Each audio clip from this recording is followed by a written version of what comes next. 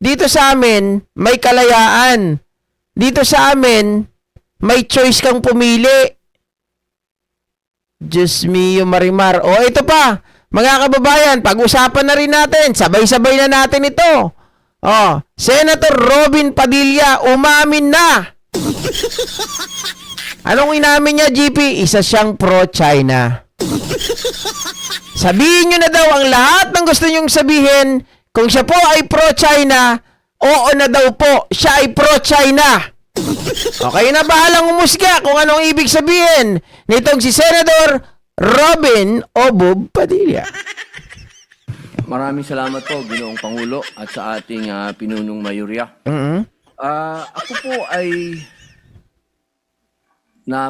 nakinig at napanood ko po ang mga talumpati ng ating mahal na kasama, Senator Risa Hontiveros, May naintindihan ka ba doon? Marcoleta, Senator Erwin Tulfo, patungkol po sa kaganapan na nangyayari ngayon sa pagitan ng Chinese Embassy at sa atin pong mga senador. Ang akin po lang mungkahi sana, ako po ay naniniwala, mga mahal kong kasama, na itong usapin nito ay masyadong popular sa ating mga kababayan. At ang magsalita ka ng patungkol sa pagsasaayos ng singalot na ito ay hindi pabor sa sino man na magsasalita nang gusto mong magkaroon ng kapayapaan. Pero sa usapin nito, ako po ay tatanggapin ko kung ano ang sasabihin ng mga tao sa akin. Kung sasabihin nilang, oh, pro-China yan. Okay lang po. Wala pong problema. Ayan na, mga kababayan. Kung sasabihin daw ng tao pro-China, okay lang po. Oh. Ano yan, ha? Talagang tanggap niya sa sarili na niya na siya ay pro-China. At yung sinasabi ni Marcoleta kanina, mga kababayan, ay sinisira din nito. Same style. Sinisira nito yung credibility at sinisira nito yung action na ginagawa ni Tariela sa pagtatanggol po ng West Philippine Sea natin at ganun din ng mga kababayan natin dyan sa West Philippine Sea. Sinisira nilang parehas. Parang gusto nila sabihin, oy, palitan nyo na itong si Tariela kasi nakakagulo lang siya. Hindi tayo magkakasundo at ng China, ang Pilipinas at ang China hindi magkakasundo dahil kay Tariela. Yan ang gusto nilang ipamukha. Ang akin pong gustong sabihin sa ating mga kababayan, alam niyo, ang isang bagay, pag hindi natin inayos, pag hindi tayo nagtulong-tulong na maayos, lalong-lalo na sa kapitbahay natin, kapitbansa natin, hindi po ito makatutulong sa atin. Hindi po ibig sabihin na ako'y pumapayag na pagsalitaan ng hindi maganda ang ating mga kasama ng Chinese Embassy. Hindi rin naman tama yun. Pero, hindi rin naman po tama na ang isang opisyal natin sa gobyerno na isang unipermado pa ay gagawa ng katatawanan o karikature ng presidente ng China. Sapagkat kanina po, habang nag-uusap kami ni Senator Amy Marcos, sabi ko sa kanya, kung yan, ginawa ng China sa ating Pangulo na si Bongbong Marcos, ako'y oposisyon, pero gagawin nila yan kay Bongbong, ay unang-una po ako magagalit. Sapagkat hindi ako papayag na babawin ng kahit na sino ang Pangulo ng Pilipinas. Minababoy na nga eh. Minababoy na nga eh. Sinasabi na weak daw yung ano dito, yung administrasyon, yung gobyerno ng Pilipinas dahil mga kababayan, narinig niyo yung kaninang sinasabi nitong si Erwin Tulfo? 'Di ba? Binababoy na nga eh. Dahil dyan sa freedom of speech na yan.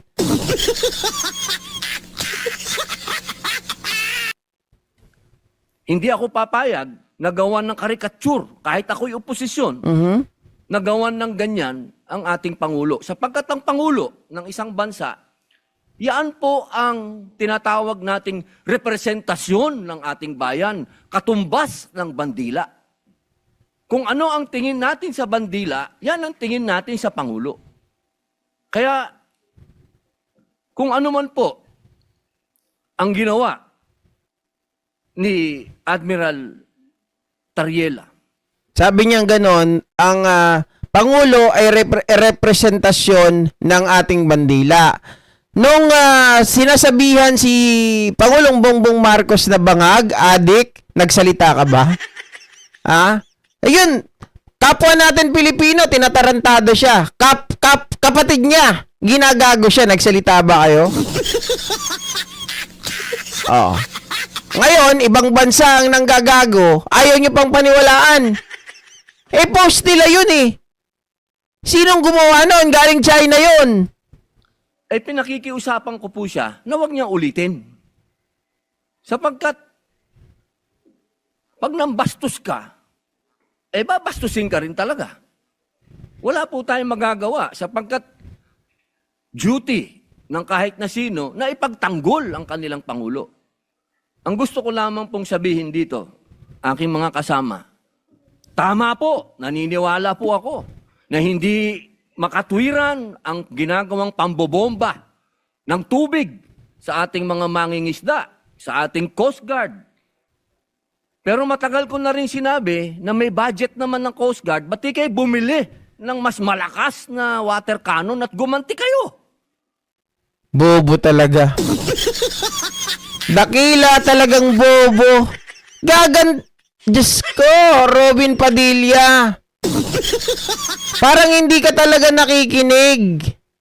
Yang ginagawa ng pambobomba ng China, ng water cannon, ay isang provocation. Pampoprovoke yan. Na kapag tayo ay gumanti, di ba? Sa susunod niyan, iba na ang gagawin. Kasi syempre, ng bomba, ng water cannon. Bumili ka ngayon ng mas malaking water cannon para matapatan mo sila, para mahigitan mo. Syempre, ang kasunod niyan, ang China, kukuha rin yan, bibili rin yan ng mas matindi pa. Baka hindi na water cannon sa susunod. Di ba? Armas na talaga. Robin. Di ba sabi kanina ni Marcoleta, bakit hindi iwasan kung kayang iwasan? Tapos ngayon gusto mo, pinoprovoke na tayo, gusto mo tirahin din ng water cannon, gantihan? Eh di wag ang mangyayari niyan, gantihan yan, maghahanap at maghahanap yan ng mga kagamitan na makakasakit na sa kapwa. Di ba? Makakasakit na sa atin. Papayag ba ang China na bibili tayo ng mas malakas na water cannon laban sa kanila? O papayag ba ang China na hindi sila makagante? Magkakaroon na ng gantihan yan, Robin. Tatanga-tanga ka. Diyos mio. Sorry pero nakakahiya din yung mga bumoto talaga dito.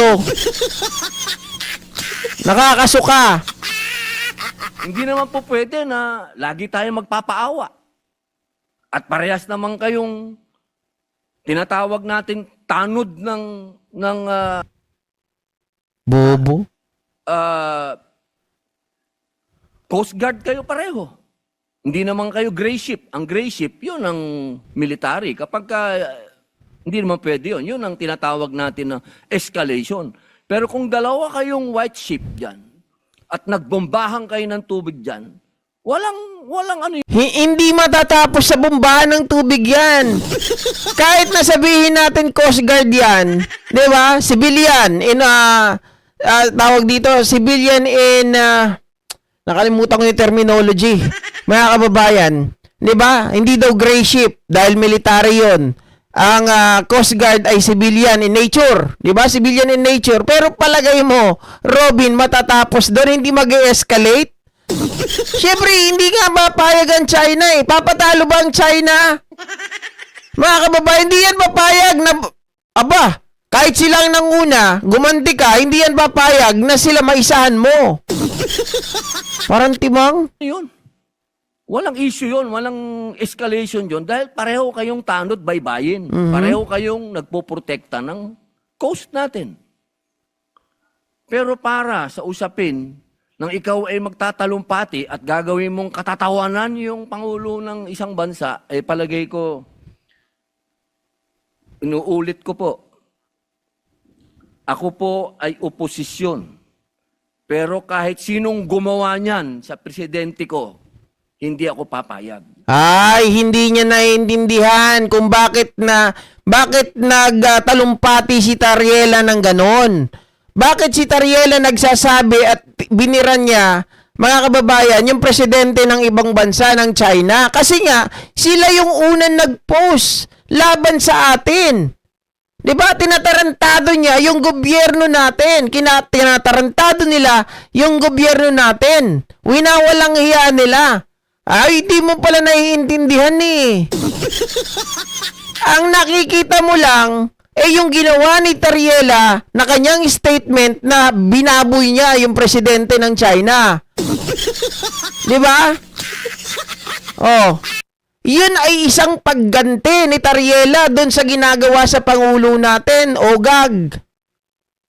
Ako'y tatayo din at talagang makakatikim din sa akin yun ng mga salitang hindi niya makakain. Sapagkat sa akin, anuman ang political affiliation natin, pagdating sa Pangulo sa ibang bansa, iisa tayo. Solid dapat tayo, nakatayo dapat tayo sa Pangulo natin, pag-usapin na ng ibang bansa na. Tungak ka talaga, Ro. Hanapin ko bukas yung post na yan at i-content ulit natin. Yung post mismo ng China, mga kababayan, na nire-rebat nitong si Tariela. Nang re-rebat lang si Tariela doon sa China, Robin. Bakit galit na galit kay Tariela? Si Tariela, binagtatanggol niya ang Pangulo at ang bansa natin.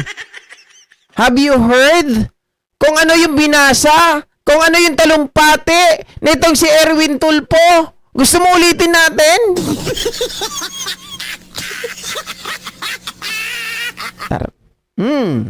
Kaya sana po, nakikiusap po ako sa Chinese Embassy at sa ating mga kasama na sana po ay matapos na ito, makapag-umpisa na po tayo ng magandang relasyon, pag-umpisahan natin ng pag-uusap, sapagkat alam niyo po, meron din po tayong ibang mga kasinggalot.